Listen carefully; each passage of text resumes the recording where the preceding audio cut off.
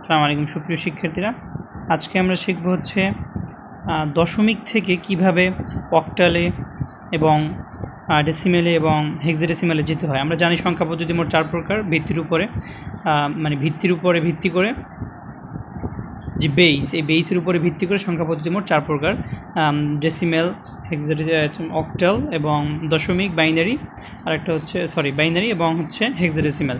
তো আজকে আমরা শিখব হচ্ছে দশমিক থেকে কিভাবে এই 4টা পদ্ধতিতে, এই 3টে পদ্ধতিতে যেতে হয়। তো প্রথমে আমরা শিখব হচ্ছে দশমিক থেকে কিভাবে অক্টালে যেতে হয়। তো আসো আমরা শিখে নিই। প্রথমে সাপোজ একটি সংখ্যা দেওয়া আছে 19। তো এই 19-এর এটা কিভাবে আমরা অক্টালে যাব।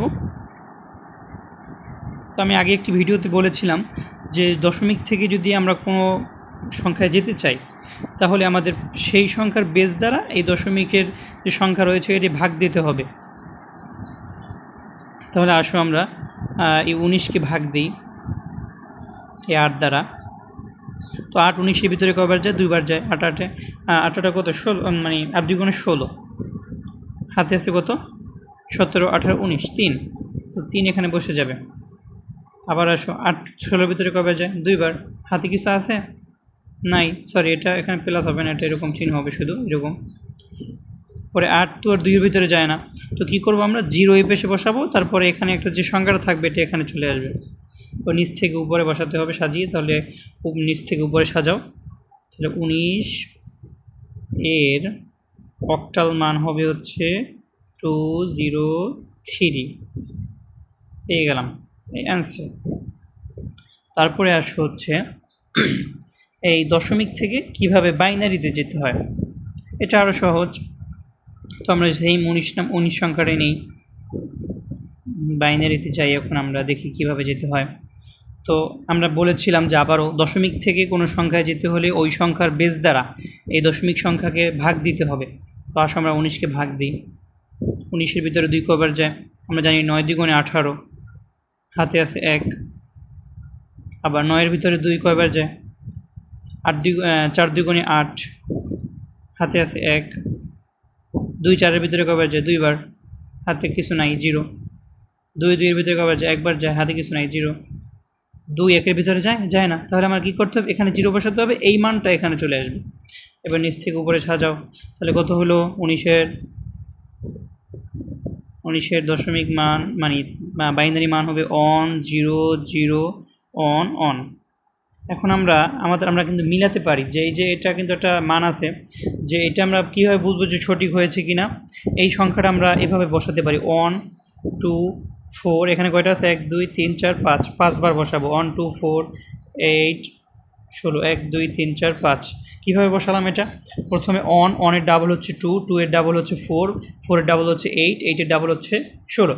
তো আমরা যদি দশমিক কোনো সংখ্যার যদি বাইনারি বের করতে চাই, তাহলে আমরা সংক্ষেপে এভাবে বের করতে পারি যে এখানে যেরকম সংখ্যার মানটা আছে এই মানটা এখানে সেম বসিয়ে দাও। প্রথমে আছে 1, তারপর 2টা 0, তারপরে আছে আবার 1 1।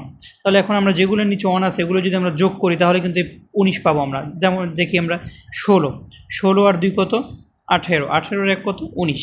তাহলে আমাদের উত্তর মিলছে। তাহলে এটার মান এটা বোঝা গেল যেটা হয়েছে উত্তরটা। আমরা পরীক্ষার সময় এটা মিলিয়ে দেখতে পারবো তোমরা।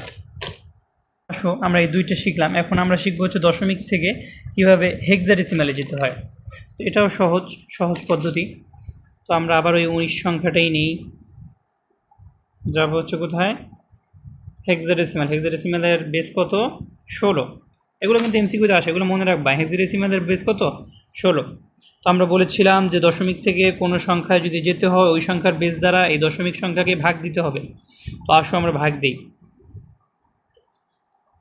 19 16-এর ভিতরে কয়বার যায়? 1বার যায়। হাতে কত আছে? 17 18 19, 3। 16 1 যায়, এটার ভিতরে 1-এর ভিতরে যায় না। তাহলে 0 আর এখানে এটা বসে যাবে। তাহলে কত পেলাম?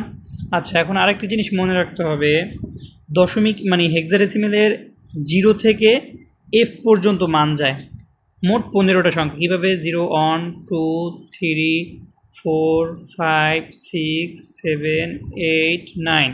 পরে 10-এর বদলে হবে A, 11-এর বদলে হবে B, 12-এর বদলে হবে C, 13-এর বদলে হবে D, 14-এর বদলে হবে E, আর 15 বদলে হবে এফ। তো এরকমভাবে 15টা মান। তাহলে এখানে উত্তর পাইলাম কত আমরা দেখো তো একটু ভালোভাবে, 19 কত 13, তাই না? এটা যদি আমরা এখানে বসাই কত হয় 13। তাহলে এখানে 13-র মান কত, এখানে এটার এর মান 10, বি এর মান 11, সি এর মান হচ্ছে 12, ডি এর মান হচ্ছে 13। তাহলে 13 আমরা কোথায় পেলাম, এই ডি। তার মানে 13-র মান কত, ডি। তাহলে এখানে 13 না বসিয়ে আমরা কি বসাতে পারি, ডি বসাতে পারি, এই যে ডি। তাহলে অ্যান্সার হইল কত, এই ডি। অ্যান্সার কত, ডি। আশা করি বুঝতে পেরেছো, একেবারে সহজ। তো আজকে আমরা শিখে ফেললাম যে দশমিক থেকে কিভাবে অক্টালে যেতে হয়, বাইনারিতে যেতে হয়, হেক্সাডেসিমালে যেতে হয়। তো দশমিক থেকে 3টা রূপান্তর আজকে আমরা শিখে ফেললাম। এটা কিন্তু পরীক্ষায় প্রায় বিভিন্ন বোর্ডে গতে আসে এবং এসেছে, এবং বিভিন্ন এমসিকিউতে এগুলো এসে থাকে। তোমরা ক্লাসটা মনোযোগ সহকারে করবা, বারবার করবা, এবং চ্যানেলটা সাবস্ক্রাইব করে রাখবা, যাতে করে পরবর্তীতে ভিডিও এরকমভাবে আরও আইসিটির সংক্রান্ত আরও ভিডিও পেতে পারো। ছাড়ার সাথে সাথে যাতে তোমাদের ওখানে চলে যায় এবং বন্ধুবান্ধবদের কাছে শেয়ার দিয়ে ভিডিওটি রেখে দাও।